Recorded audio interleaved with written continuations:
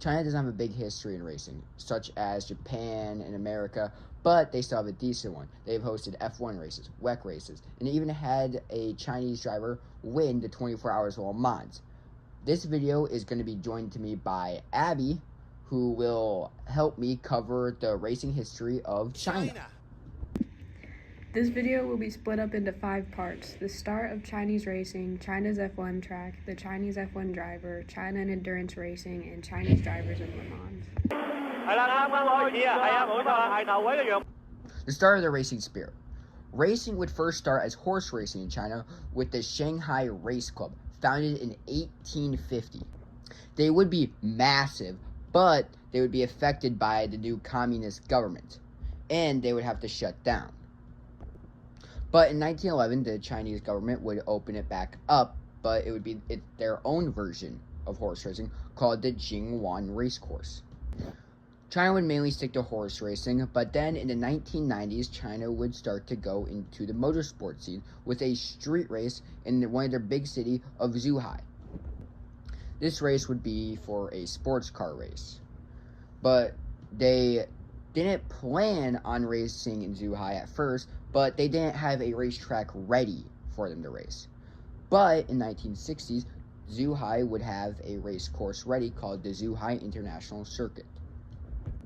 This track would host a few big races, such as endurance racing, but not very big endurance racing where it was the top tier class. But China still wanted more, and they knew this track wasn't going to cut it. They wanted to host an F1 race, one of the pinnacle of motorsports. And if they wanted to do that, they knew they had to make a new track.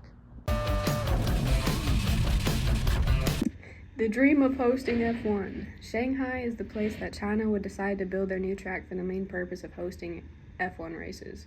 China chose Shanghai to show off the big city. They would start working on the track in 2003 with around 3,000 workers.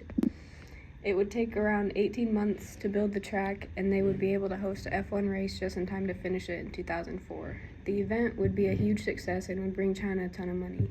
F1 teams liked the place due to the fact that each team had their own building. The race would be a recurring event that would have sold-out crowds every single time. F1 fans and Chinese citizens loved the event.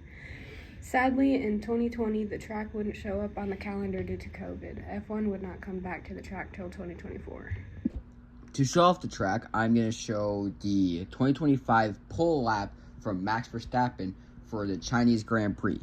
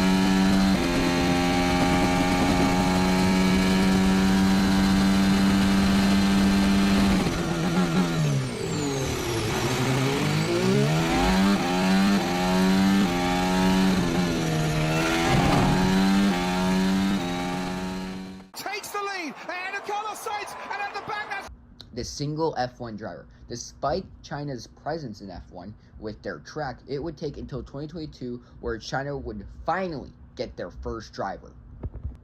Zhou Guihong would be signed to arguably the worst F1 team on the grid, Kick Sauber. His first season in F1 was very underwhelming for the Chinese. He would finish 18th and would only get 6 points in the Drivers' Championship standings, which is not at all good. For reference on how bad that was, his teammate Valtteri Bottas would finish 10th and would get 49 points in the standings. Zhou would get 10 different DNFs throughout the season by either wrecking or blowing his car. His highest finish in 2022 would be finishing 8th twice. His 2023 season would not be any better, as he would once again be 18th. and would get 6 points in the driver's standings. This season would be considered worse than his rookie year because last year he got 8th twice, but this year he would finish 9th 3 separate times as his highest finish. Chinese fans and fans of him overall were praying this next year was his year, but just like Ferrari fans, they were greatly disappointed. His 2024 season was not his year, as it was actually his worst season, as he finished 20th. and only got 4 points in the driver's standings. To basically no one's surprise, Kik Sauber would kick him out of a ride for the 2025 season, but sadly, Ferrari would pick him up as a reserve driver. But he still has yet to drive this season to put up any results, so we don't know how he's doing on Ferrari, really. Even the local favourite, Kaz Nakajima. The Endurance Dream. In 2012, China would partner up with FIA to help host a race for the World Endurance Championship, WEC, at the Shanghai International Circuit in 2012. It would be a 6-hour event called 6 Hours of Shanghai, yet the event would change to a 4-hour race in 2019. That would be the last race that WEC would host in China, yet the race would be successful and have many great moments. What is this? 2:30 in the morning. And no, it's The dream to be in Le Mans history. WEC hosts a big event called the 24 Hours of Le Mans. Many racers have the dream of winning the event. So, of course, China would want to have some of their own drivers also win the event. Unlike F1, they were more successful. The first Chinese driver to compete in Le Mans would be Chongfu Cheng, who would race in 2008 in the LMP2 class.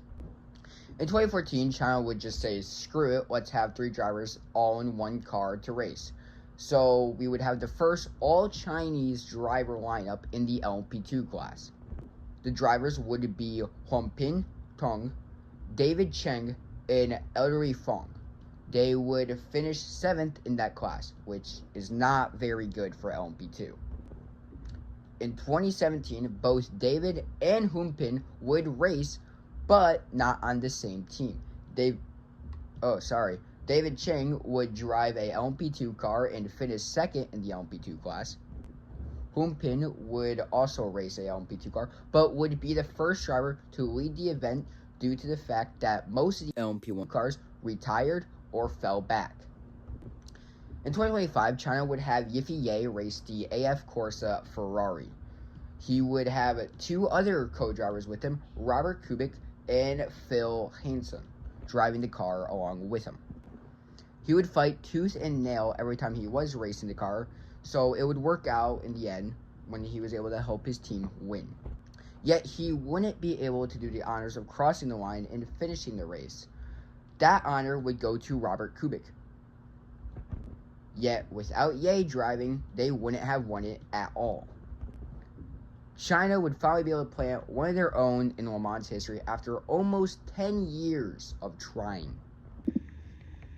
Overall, China doesn't have a great history in racing like Japan, America, and Italy, but they do have a very interesting history. They have a good history with track making, but their racing history isn't of pure dominance.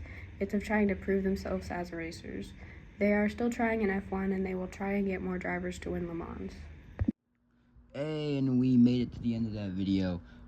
If you're not watching this from the school project, I actually do want to thank you for watching this video, because I really did try on this video.